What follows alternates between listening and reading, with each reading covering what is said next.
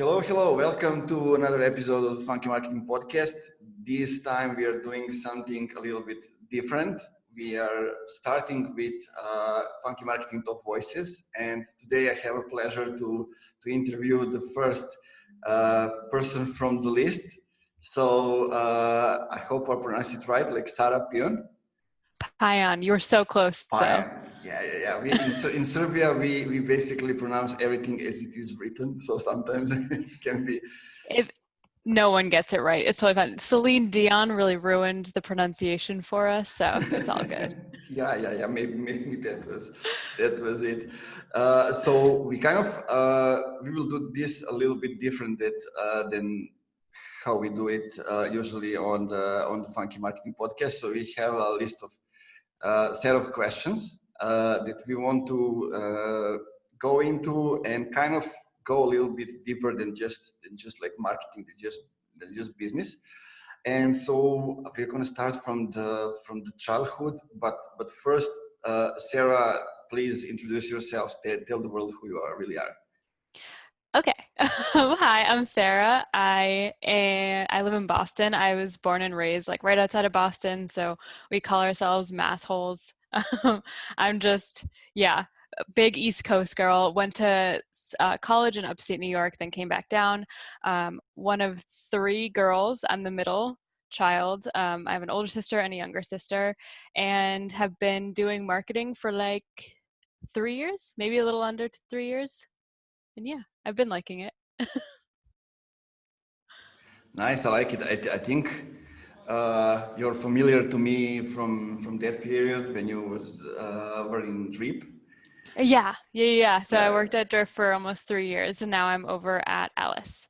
Yeah, probably like that. I remember when we ordered Conversational marketing book while I was working as director of operation in another agency, and like 2 weeks after we got the book.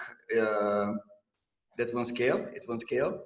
So it was like, well, like they actually sent it 2 weeks after on their own expense, and I was like, man, that's how you do it by the book. Yeah, that was a busy time, but it was really cool. It was really fun. I guess it's interesting, like working in a startup, learning tons of things, especially in a startup that is growing the way that Drift was growing. So yeah, let's start from the childhood, as I mentioned. So what was your childhood like? How did you grow up? In my case, I was like living only for basketball and for reading books. I was also a big book reader. So my childhood was great. I liked it. I had a fun time. As I mentioned, one of three girls, middle child. And I feel like there are two different genres of middle children. They're either like the problematic ones or the ones that are the least problematic and kind of fall under the radar. And I was the least problematic one and fell under the radar a little bit. So did a lot of reading, was really close with my friends. My family, we were very involved in our local Jewish temple. So like my mom ran the kitchen, my dad was part of like the brotherhood, and we went to Hebrew school for 13 years and would just like wreak havoc in this temple and like run around and entertain ourselves. We also played a bunch of sports. My dad didn't play a ton of sports growing up, so he enrolled us in all of them when we were kids, and then also was the coach for all of our teams. So he really liked to be involved. So Saturdays would be like basketball, figure skating, and like soccer, like all at the same time, even though those are like kind of different seasons, but like somehow they all fell on the same day. And so we were just like out and about all the time. I think we're all kind of ADHD, so it helped just like tire us out during the day so that we could come home and like not bother our mom. Yeah, that sounds familiar. Like I had another case. Like my father was a basketball coach, so I kind of learned to love basketball. Besides him and me and my sister, we were both like training basketball and going after. I think I trained for like 12, 13 years of my life spent like playing basketball and learning tons of things. And at the time, like in ex-Yugoslavia, it was the only chance to actually travel because there were sanctions. We couldn't travel outside of the country. So like I was lucky basically for playing basketball and being able to travel inside the country. That's so cool. Oh my gosh. Wow. Yeah, well, there are a lot of things that spark our creativity, but they aren't really cool if you're not looking at them from the child perspective. You Yep. know, like Definitely. yeah. So okay, so you were somebody who did so many things, tried like different sports, does different things, and from kind of a different background that what I have, and maybe a lot of other people.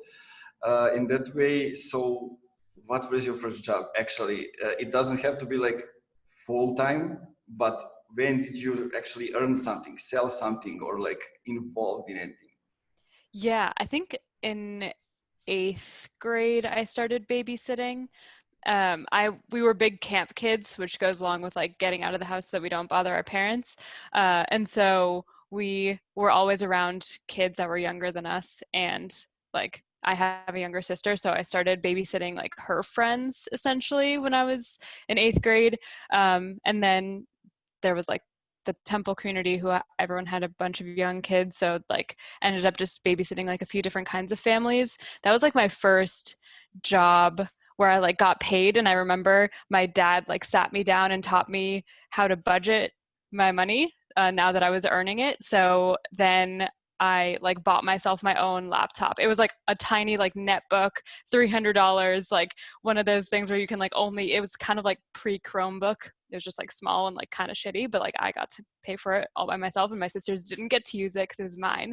So that was like the first thing that I bought with like my job money. But like then actually being on payroll somewhere, I was like I worked at Bruegger's Bagels in like freshman and sophomore year of high school, making sandwiches. Worked on junior prom is quite a time. Learned a lot. Worked on Thanksgiving.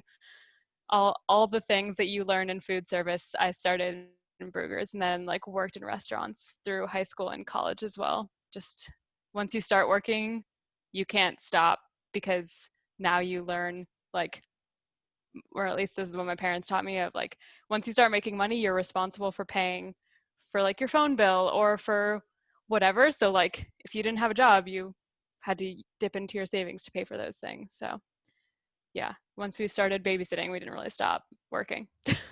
Yeah, sounds familiar. Like I love these kind of questions because many people have different kind of answers, and people have done so many different things. We all have like different backgrounds, and we all grew maybe in the same way, but started in a different ways. And it's always like uh, nice to see like, oh, this is how Sarah started actually her journey, or someone else. And I like that. And tell me, when it comes to all of that, now I like to say that you are not even close to fulfilling your full potential when it comes to work.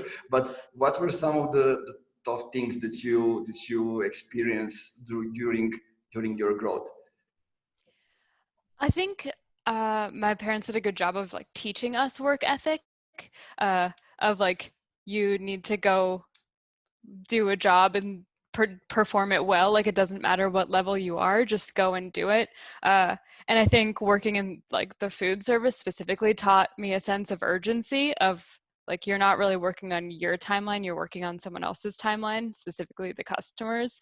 Uh, and I think that kind of like seeps into how I work today, which is like very much so like I am an executor, which I'm like trying to work on to be a little bit more strategic, but like I can get shit done all day. It's like taking a step back and like looking at it from a higher perspective that I am trying to like focus more time on.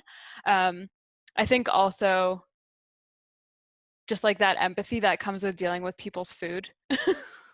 I'm just like having an understanding of the customer, even if you're bussing tables at a restaurant or you're hostessing and you're just making small talk from the time that you like walk someone to the table to the time they sit down, uh, and and all of those kind of moments in between is not something that you think you're learning when you're working in a restaurant, but like the minute you look back on it, you kind of say, and you can see like, oh, okay, I was applying these concepts to my work. Like this is now, I can see how this helped me to be where I need to be today.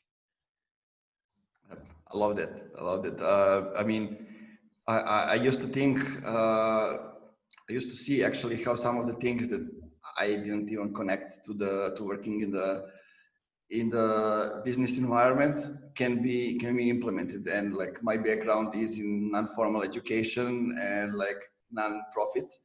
So I first learned how to value other things than profit. And then I got into the profit, like, okay, I can actually sell everything. So I got into this, and like management and leading the teams, all those kind of stuffs, I learned by organizing huge summer camps of like 200 people from 18 countries. And it's like totally crazy when you learn how to handle that and to get their feedback. You can do it with whomever. I love it. Yeah. On the other side. Yeah. And so when it comes to that, like, did you have your biggest challenges when you started to work, or they came a little bit later when you like grow into the role that you are now, or where did it happen, and what was it? Yeah. I think like the difficult days are very different between like working the takeout window at Legal Seafoods. I had a lot of restaurant jobs. It to like being a marketing manager. I think like the bad days at the takeout window was like there was a big order that came in at the same time as a small order, and we accidentally packaged the small order in with the big order, and then the people who ordered the small thing was very upset.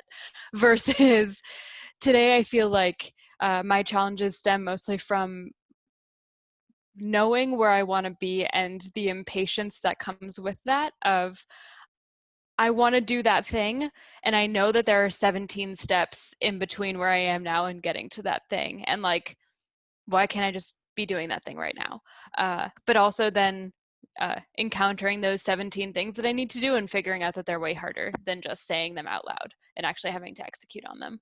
Uh, on on top of also like trying to build a personal brand and taking on side projects just so I can get as much experience as possible. But now I think that my like biggest struggles are time management, understanding where my priorities are for that end goal, and then like saying no and being able to measure the opportunities that I could potentially have. It's like a little bit uh like analysis paralysis of there's like so many things that I could be doing. Like, how do I make sure that what I'm doing is the right thing? And what does the right thing actually mean? And how is it defined? And like, why aren't I there right now? And like, also calm down. You're only 25. You have time to get there. So that's like a little sneak peek into my brain on a daily basis. It's terrifying. No, I mean, I like it. We all been there. Actually, I hope that other people have been there. But like,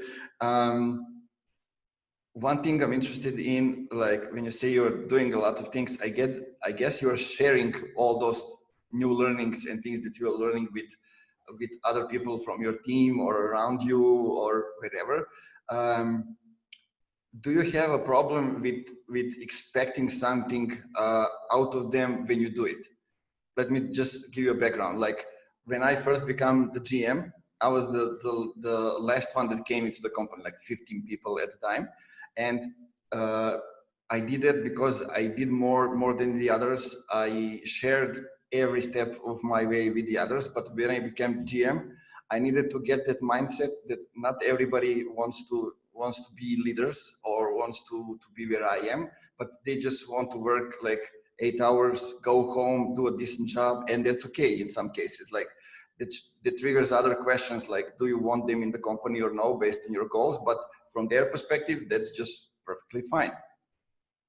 Yeah, I think that's I encountered that more at Alice than I did at Drift. I think Drift did a really specific job of hiring people with energy who were super excited to be there, super bought into the mission, ready to work really hard, like a little bit of a homogeneous type culture because everyone was a little bit type A. It was a very diverse company in terms of like backgrounds and all of the like all of the general diversity metrics, but I think the like mindset was a little homogeneous of like, we are all very driven type A people who work the specific way, and it works really well for Drift because they have hype and their hyper growth and their like their drift. That's what their brand is. I think moving to Alice, a company that I say hires for empathy, so Drift hires for energy, Alice hires for empathy, that comes with people who have different energy levels for different things in like life, just in general.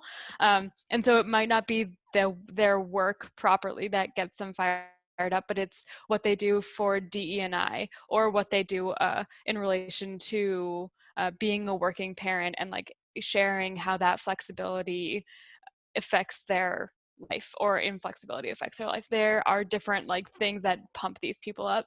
And so I think moving to Alice opened my eyes a little bit to understanding that not everyone is going to be like super type A, bought in like 120% to their exact job or the exact company, but there's something else that gets them fired up.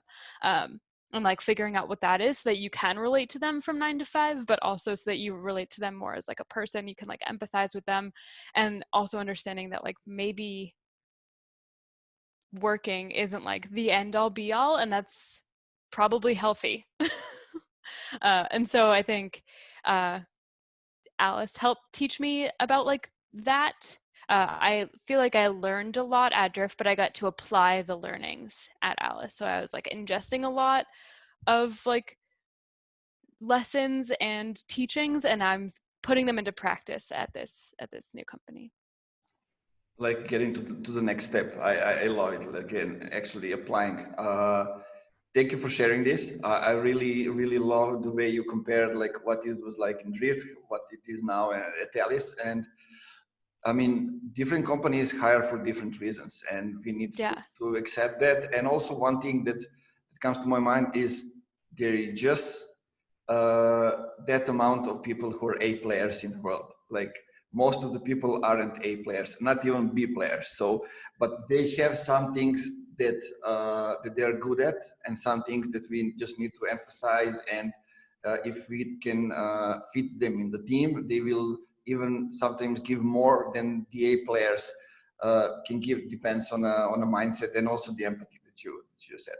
Yeah, totally. So let's get into some things that I really like to hear your opinion about, because I consider you one of the, let's say, younger generation of marketeers that don't accept bullshit, and they are loud when they see it. I like that this is the culture that we are inspiring in Funky Marketing, because like we want to get marketing back where it belongs. Like there was too many years of madman marketing where like it was one-way communication, nobody cared about the customers and all the ethics, not even to mention that. But what is actually a bad marketing today that you are seeing around us? I think bad marketing is always kind of the same, where it's just like you didn't do enough research for what you're like executing to actually be effective. And I think that comes maybe from like top level pressure, where like some CEOs still don't believe in the power of marketing, or like they themselves just come from a very traditional marketing background where it's just like do whatever the competitors are doing but louder, which is not how people buy ever, but like specifically now, in a time where like specifically this year everyone just has their bullshit meters turned all the way up. Like we can tell from a mile away. I think right now it comes from just like trying to be the loudest person in the room, even if the message and the messaging and the positioning that you have isn't good. And just like, I think a lot of people are trying to capture attention versus driving action. And so like you can capture attention very easily. That's not what marketing is though. You have to actually like have something to show for your work. So if your X gets this many impressions, but actually no one converts, then like that's a failed campaign. You didn't do it. Of course, there are exceptions to that rule. Like you can't attribute everything in marketing, but like if all of your marketing cannot be attributed, you're in some hot water. Yeah, I like don't want to call out like specific examples that I've seen because that feels very pointed, but I think just like driving attention for the sake of making a splash without actually thinking, like sitting down and thinking about how this is going to like portray your company or like your messaging or like the webinar that you're promoting or the ebook that you want people to download. Yeah, I think copying competitors probably isn't a great move either, because you're like people know that you're doing a copycat thing.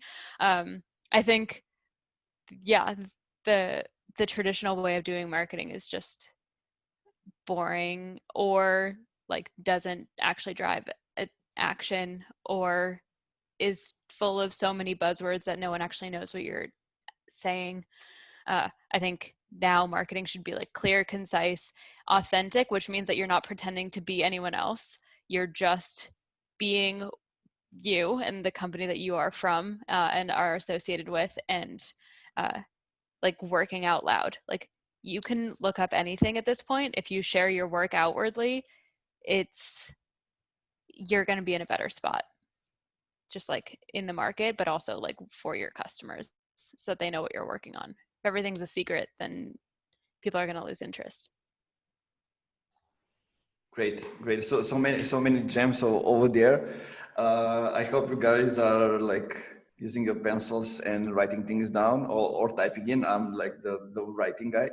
I like it, and you reminded me of one thing that is getting more and more specific these days, and it is like there's so many people doing so many things in the specific industry, especially like in marketing, and it's not easy to separate yourself from the other. But like you can sell, everybody can sell today, but implementation and results are something that separates you from the others. And it is exactly what you said. If you are sharing your processes, your results, things that you're doing behind the scenes, those are kind of the things that can make you different from the others. And like it's easier to be yourself than to try to be someone else, right? Mm-hmm. Yeah, exactly. Okay, so now I would like you to tell us a little bit about what you do at the Alice, about the company, about the industry, and going into that, also what are some of the bullshit things that you are seeing around specifically where you are at the point. So let's get a little bit deeper into that. Oh my gosh, this is going to be fun. Okay.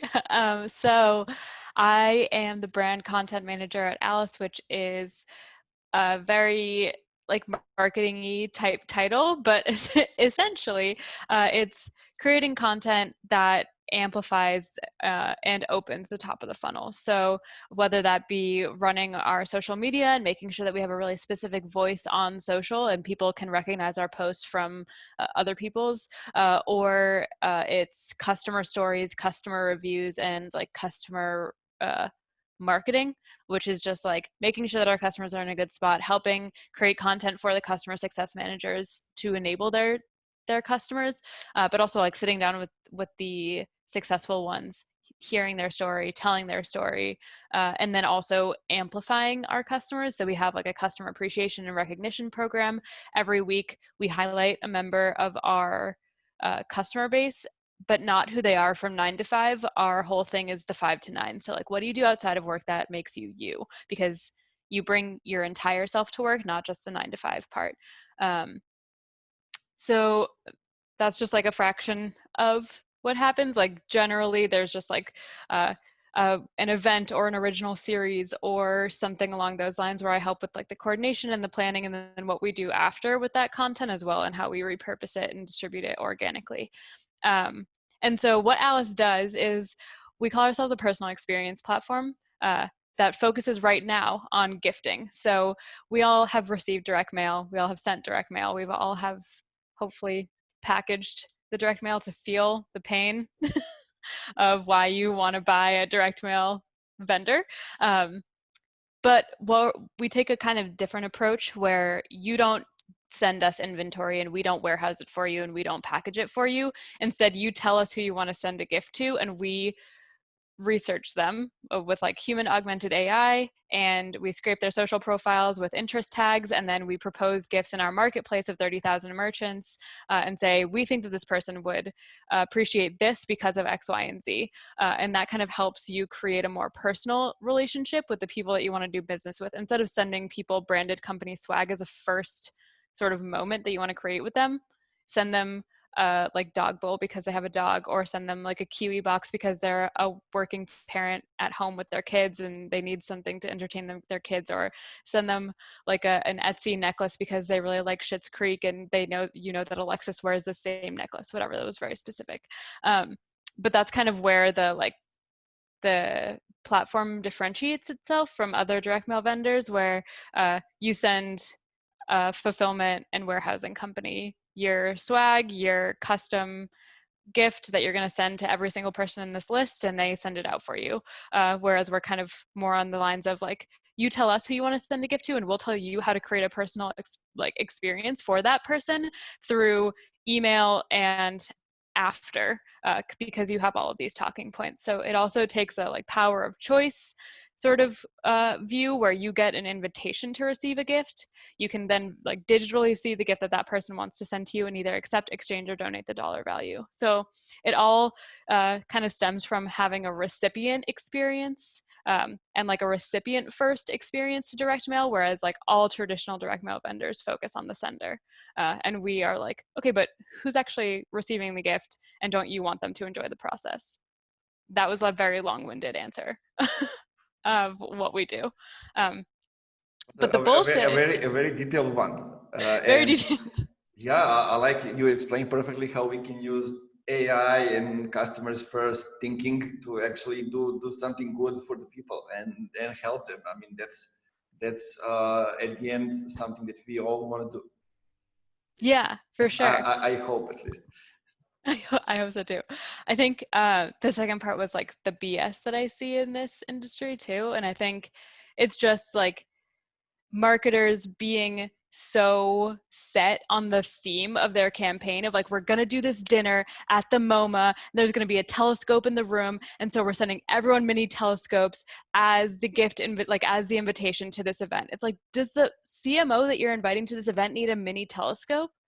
Like, or is that telescope going to end up in the trash, and the only reason why you want to send it is because it aligns with your campaign? Like, in trying to convince marketers that like their marketing isn't about them, while we're all teaching the market that marketing isn't about us. Like, worst marketers are still always focused on themselves. So it's that like mindset shift of just like, you don't need to send the like kitschy thematic gift that you think you need to, and you're going to see that even if you do find a personal gift for someone, they're going to exchange it for something that they want, because there's no way that you can anticipate what someone needs or wants. And like, that's okay, because that strengthens your relationship.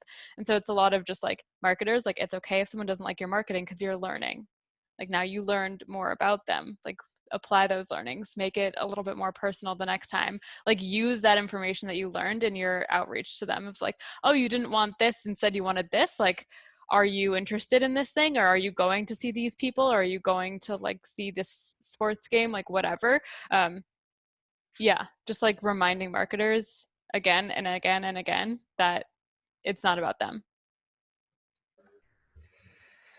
Ooh, that was something, and I love when other people are saying it without me having a need to say all those things. That, I mean, that was the reason that I'm inviting all of you here to have a conversation and hear another view of all the overview of the marketing, or what we do and things that we are seeing over there. So let's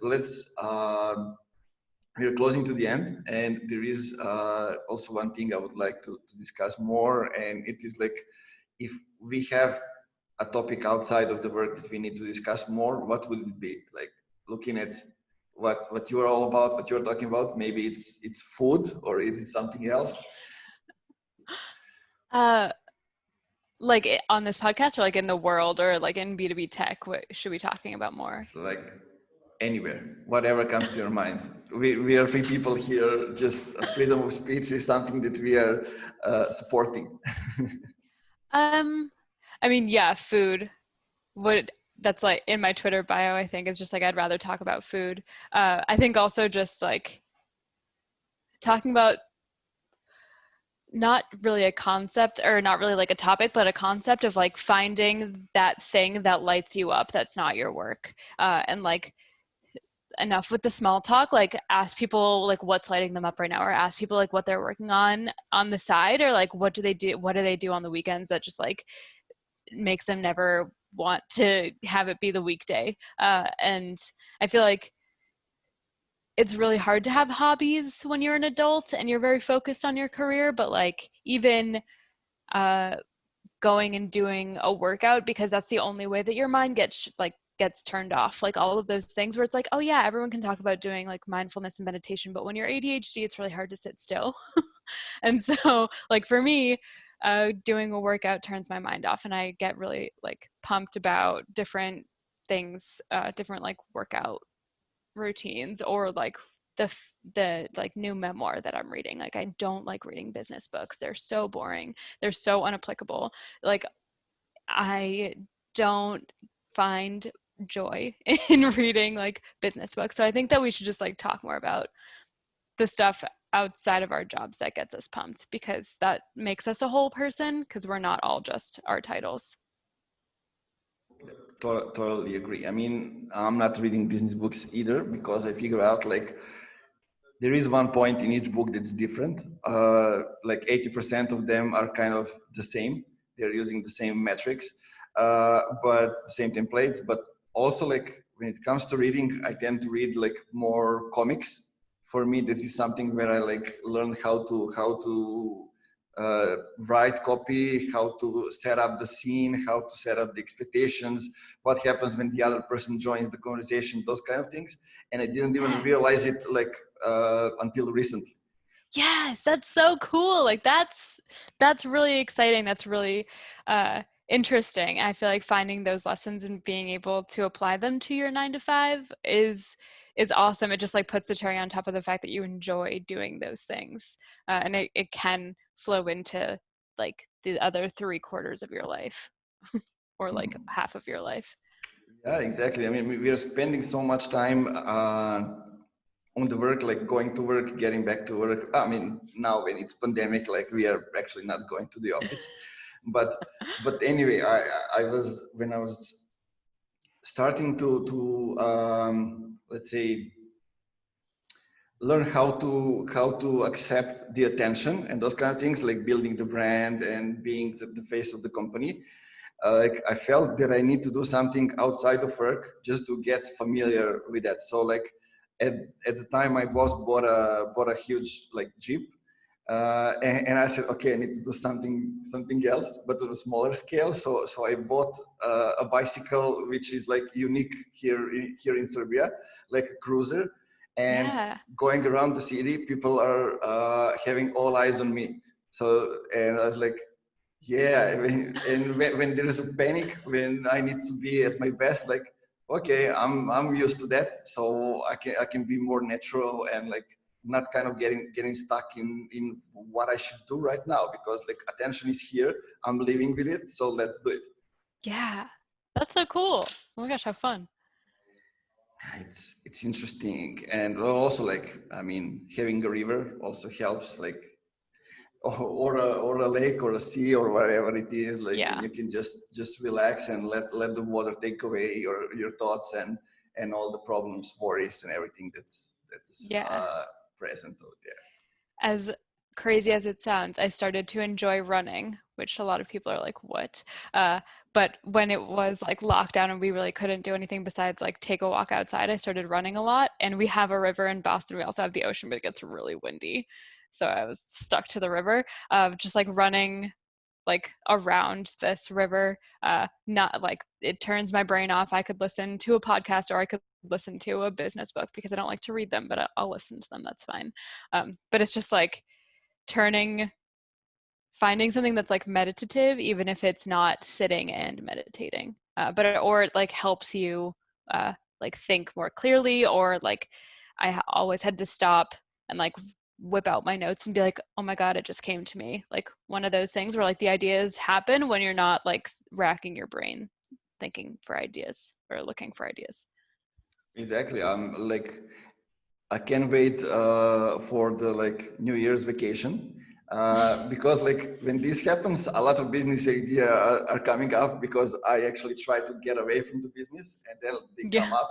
And but anyway, like as a CEO, I'm trying to give myself a space to think a lot during the days, at least an hour. Yeah. I mean, for now, I'm managing it, and I'm also trying to get the employees in that mindset, because like we are doing creative things, and Mm-hmm. to be able to do them, to be able to come up with good ideas, and to do the job, like we need some time to think. And I think in a lot of companies, a lot of agencies, like people are really, do you work for 8 hours? Well, an hour of that can be a time to think, just to not even I mean, you can go outside for a walk, but also you can like just scroll, look at the video on YouTube, whatever it is, the thing that keeps you going, and like get Mm-hmm. your thoughts outside of the work. I think that's something necessary for all of us. Yeah, totally agree. Cool. So there is one question, the last question that I usually ask people, and it is: did we miss something? Is there a topic that you want to us to discuss further, or maybe there is some message that you wanna say to people? So here you go. Um, I think right now there's a lot of emphasis on in the marketing community to like band together and like build the largest community that you possibly can so that you have the support system. And I think that that's super awesome and impactful and like helps you like build confidence in your work, but like no one else is going to do the work besides you. And so like lean on that community to help you do your work, but just having a community doesn't mean that yet that you have done what you want to do or what you need to do. And I think that like maybe building a community could be your goal, but if it's to progress your career in a upward or horizontal direction, lean on your community for help, but don't get your worth from how large your community is, because having a small tight-knit group of people who can help you is just as impactful as having 1,000 people who might not be able to help you, or is more impactful than having 1,000 people that you're connected to that might not be able to help you. So yeah, I think it's not the size of your community, but the strength, and then how it helps you become better. Love it, love it, and I love that you went into community, because this is something that I'm talking a lot about. Like we even have Jared Robin from Real Genius to talk Nice. specifically about building communities, and like I can give a specific advice on people here just based on like LinkedIn, because like the algorithm works based on it shows you more the posts of the people who are you in interaction with on a daily level. So Mm-hmm. if you have some people that are close to you and that you want to be interactive every day, why don't you like create a small group? We have like a small group of like called marketing nucleus, from 4 or 5 marketers from all around the world. All of us have like a huge follower base. So, and in the group, we basically talk about day-to-day things. So just Mm-hmm. like help each other or give each other advice or just cheer each other if they have some problems in issues in family, those kind of things. And when you go to the feed, you see the post of those people. And when you interact with them, you get also seen by their community, by their followers, and you just expand on everything. And just by doing that, you get a sort of small community, maybe 4 or 5 people, but sometimes that's enough just to keep your perspective different than what it is on a daily level. Yeah, totally. I think like they say your network is your net worth, but your network doesn't mean anything to you if they're not engaged with you. So you like need to actually have relationships with the people that you want to like be in your community. I think that's, yeah, like it's easy to like get really tied into the like vanity metrics of like follower counts, but it's really like the engagement levels that is uh yeah is like helpful just to understand like is your content resonating, but also like can you fall back and ask a group of people their thoughts and opinions on things, and can you then do some applied learning and like use the lessons that you've taken or like have wrote about or are planning to write about and actually do them so that you have not only more content but more context. Not more context, more context. Great. I think this is the perfect line for the end of today's episode of Smart Marketing Podcast. Sarah, thank you once again from being first agreeing to be on our Funky Marketing Top Voices list, and then for doing the podcast with me. Guys, I recommend you follow Sarah on Twitter or LinkedIn. As somebody who is like a few years older than Sarah, I'm seeing a lot of things she is posting really different and like refreshing, and that's why I recommend you follow her. I consider her as a leader of new generation of marketers that don't come up with bullshit that we have here for years in the industry, and really trying to change things up. So thank you, Sarah, and thank you guys once again for being here, and talk to you on the next episode.